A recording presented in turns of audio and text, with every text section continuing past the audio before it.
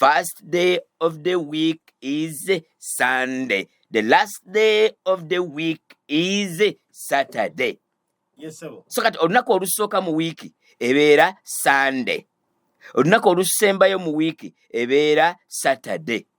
Kati olunaku olusembayo mu wiiki tetulusiiba. Lwaki? Kubanga olunaku olwo lubeera lw'Abakristaayo. Olunaku olwa Sunday ebeera mbaga y'Abakristaayo. Tetulusiiba.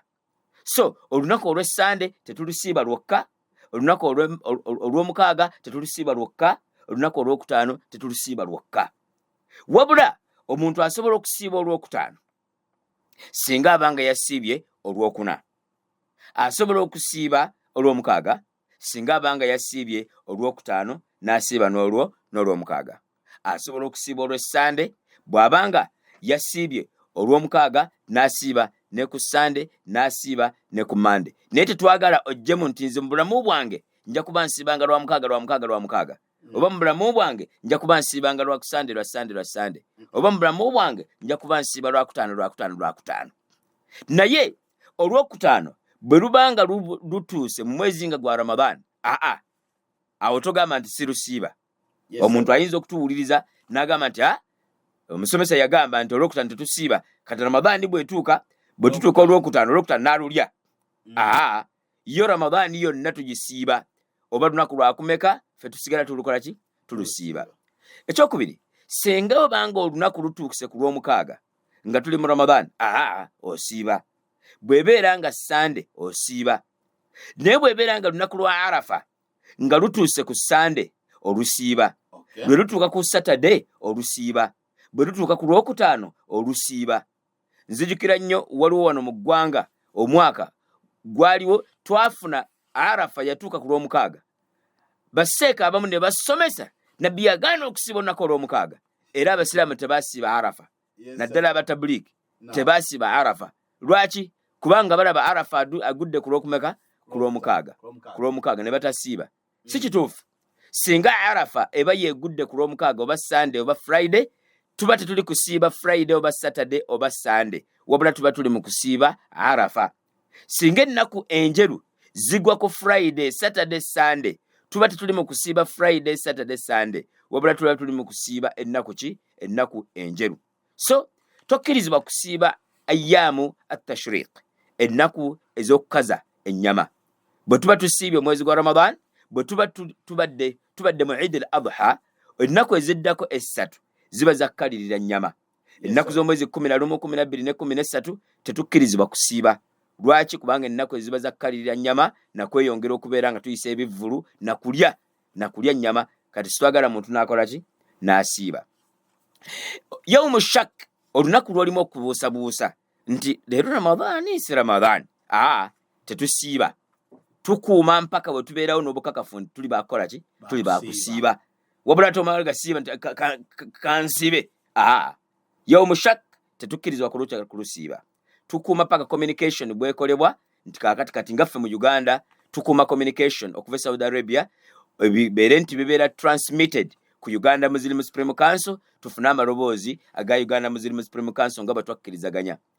Owulira bulungi brother Amir, twakkirizaganya nti Nabi sallallahu alaihi wasallam yagamba al-muslimuna ala shurutihim, al-muslimuna inda shurutihim. Abasiraamu bwe baba bakola ebintu byabwe babikola nga basinziira ku ebyo bye baba bakkirizaganyizzaako. Naam? Kakati ffe twakkirizaganya mu ggwanga Uganda nti ekitongole ekitwala n'okulabirira ensonga z'Abasiraamu mu ggwanga bakiyita Uganda Muslim Supreme Council. Ffe twakkirizaganya bwe tutyo. Naam? Kakati tuba tukuuma amaloboozi okuva mu kitongole ekyo. Batubuulire. Ng'era bw'olaba nti twakkirizaganya nti ng'eggwanga President Yoweri Kaguta Museveni nti Buhaburwa ye president w'eggwanga. Kakati singa abalina statement gy'akoze tugamba nti president akoze eki? Ayogedde. Katukume president ayogere. Ebola nga bwali intense nga bwali okutabukira embaale ne mu bifo eby'enjawulo, tuba tukuuma president bw'anajja ayogereko eri eggwanga singa eggwanga lijja kuba ligenda mu lockdown. Wabula Kasimu tayimirira ku Islamic University in Uganda nti bannaye tulaba Ebola ayitiridde nangiridde lockdown. nedda ssebo kaakati sitwagala buli kiisi abeereyo ku muzigiti Sheikh Lutu alangirire bannaye olwaliro nangiridde tusiibe Sheikh Lutu wadde naye amanyi ntugenda kusiiba aba akuuma amaloboozi okuva mu Directorate of Sharia okuva ku Uganda Muslim Supreme Council. So kakati olunaku olw'okubuusabuusa tetulusiiba. Naam, omusiraamu takkirizibwa kusiiba lunaku lumu oba bbiri nga tunatandika kusiiba Ramadan ng'alinga yeeteekateeka nti kanneeteeketeeke nkolemu rihaso. Kuumira ddala. Nabbi sallallahu alaihi wasallam agamba suumu liru'yatihi wa afturu liru'yatihi. Siiba tusiibe nga tumaze okulaba ku mwezi ogwa Ramadan. Ate tusiibulukuke nga tumaze okulaba ku mwezi ogwa Shawwal. Naam? Kakati tetukkirizibwa kubeera nga tusiiba olunaku lumu oba ennaku bbiri nga Ramadan tennakola ki? Ramadani tennatuuka. Olw'ensonga nti omubaka Muhammad sallallahu alaihi wasallam yagamba ekyo kikkirizibwa ku muntu abadde asiiba okusiiba kwe. Naam? Abadde asiiba ku Mande, abadde asiiba buli Lwakuna, abadde asiiba ennaku enjeru, abadde asiiba lunaku lumu n'alisibuluka lumu, n'asiiba lumu n'asibuluka lumu, n'asiiba lumu n'asibuluka lumu. Kati oyo ye akkirizibwa okusiiba olunaku olwo kubanga ye enkola ye eba yakusiiba leero kusiibuluka nkya, kusiiba leero kusiibuluka nkya. Kati Ramadan egenda omumusanga yekanga bwekanzi ng'etuuse nga bagamba nti kati leero Ramadan. Bwe lubeera nga lubadde lwakulya n'alusiiba, bwe luba nga lubadde lwakusiiba bamusanga asiibye. Naam? Bamusanga akoze ki? Bamusanga asiibye. Tokkirizibwa kusiiba buli lunaku. Naam? Omwaka gwonna nobanga gwosiiba busiibi buli lunaku tokkirizibwa kusiiba bw'otyo. Oteekwa okubeera nti obeerako n'ennaku z'okola ki? Z'owummulamu. Brother Ramadan, brother Amir, okusiiba mu mwezi gwa Ramadan, naam, tusiiba tutya? Oba ensiiba omuntu asiiba atya? Naam? Ekisookera ddala ffe bwe tuba tusiiba nga omukkiriza omulungi oteekwa okumanya nti osaanidde okubeera nti omanya nti omwezi gwa Ramadan mulimu ennaku 29. Oleeta enniya ey'okusiiba ennaku 29 oba ennaku 30. Naam? Nabbi yagamba sallallahu alaihi wasallam nti ffe bwe tuba tusiiba bwe tuti ne tusiiba bwe tuti ne tusiiba bwe tuti. 10. Oba ne tusiiba bwe tuti ne tusiiba bwe tuti ne tusiiba bwe tuti. Okiraba bulungi? Najjako lumu. Kigamba vote otegeeza ogamba vote ziba 10. Then what? 10. Then what? 10. Oba nagamba nti tusiiba bwe tuti 10 ne tusiiba bwe tuti 10 ne tusiiba bwe tuti 9. Ya 29. Kati Ramadan oleeta enniya ng'omusiraamu. Naam? Nti ndi wa kusiiba nnaku 29 oba ennaku 3. Ekyo ekisooka. Ekyokubiri, tusiiba mwezi nga gwa Ramadan. Tetweteekerawo bweteesi mwezi nti kati kansiiba omwezi guno. Guba mwezi gwaki? Guba mwezi gwa Ramadan. Ate omwezi ogwo gubeera mwezi gwa 9 mu mbala yaffe yaki? Mu kalenda yaffe yaki? Ey'eddiini. Naam? Mwezi gwennyini guliriddawa? Guno gwe tulimu guli gwa 8. Gwe tugendamu gwa 9. Gwe bayita Ramadani. Omwezi guno nga bwe gwa Shaaban. Omwana bw'azaalibwa mwezi gwa Shaaban tumuyita Shaaban. Ate bw'azaalibwa mu Ramadan tumuyita Ramadan. Ebeera love ya musiraamu okuzaala omwana we mu Ramadan n'amutuuma nti Ramadan. Allahu akbar. Ono Ramadani mwennyini. Mpona bulungi? So tusiiba mwezi gwaki? Tusiiba mu mwezi gwa Ramadan. Tusiiba ddi? Nabbi sallallahu alaihi wasallam yagamba tukuume omwezi embonekera yaagwo. Ffe tulina byuma biraba mwezi ogwo nga gunaatera okulabika. Tukuuma balina ebyuma biri Saudi Arabia ne mu bifo ebyenjawulo. Tukuuma communication eri official ng'omwezi gumaze okukola ki? Okuboneka. Bwe guba guganye okulabika nga twakatambula mu Shaaban ennaku z'omwezi 29. Naam? Olwaleero tugamba nti leero ziri 10.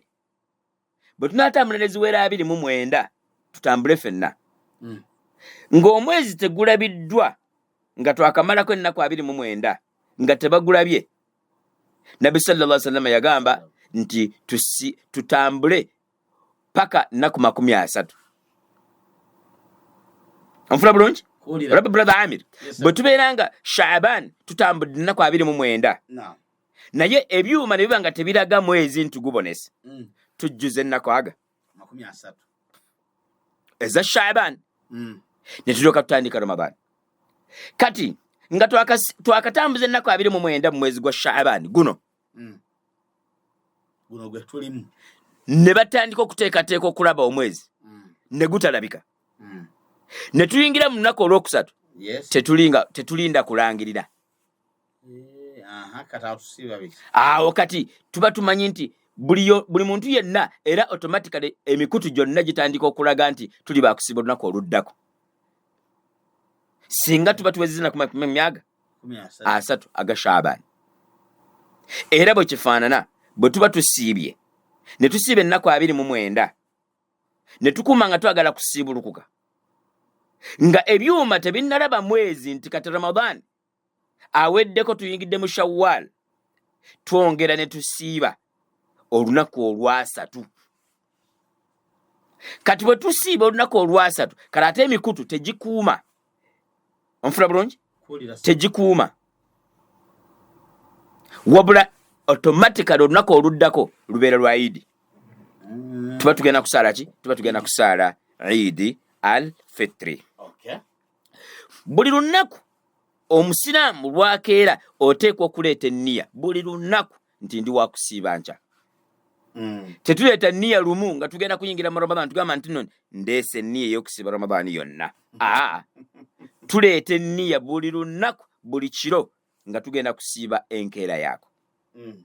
So tuleeta enniya, buli musiraamu alina okubeera nti aleeta enniya okubeera nti agenda kukola ki? Agenda kubeera nti asiiba omwezi ogwa Ramadan. Tulya ddaako ku makya nga emmambya tennasala. Kamiiri waako kali very important. Abantu abamu bagamba nze ndi mafia. Mm-mm. Nze nsobola n'okusiba wiiki namba. Si bya mwa. Nedda, si kubeera mafia, si kuba nti osobola. Nabbi sallallahu alaihi wasallam yagamba nti mulye ku kamiiri waako akali light. Naam? Naam. Nga tebunnakya kubanga mulimu empeera. Sahur. Era waliwo baganda baffe abamu batuyambako bakuba ebide. Yes, sir. Mu mwezi gwa Ramadan abasiraamu Yes, tebanyiigira baana bakuba bide Mm. nga budde bunaatera okukya. Yes. Naye tandika okukuba ebide omwezi guno nga tuli mu Shaaban. Bayinza n'okugenda bagamba LC1 chairman nti situmanyi biri ku gundi kuno, oba omuntu ayinza okulowooza nti amajinne gabatabukedde oba waliwo yaleeta amayembe ku kitundu. Kalo, yes, sir. Naam?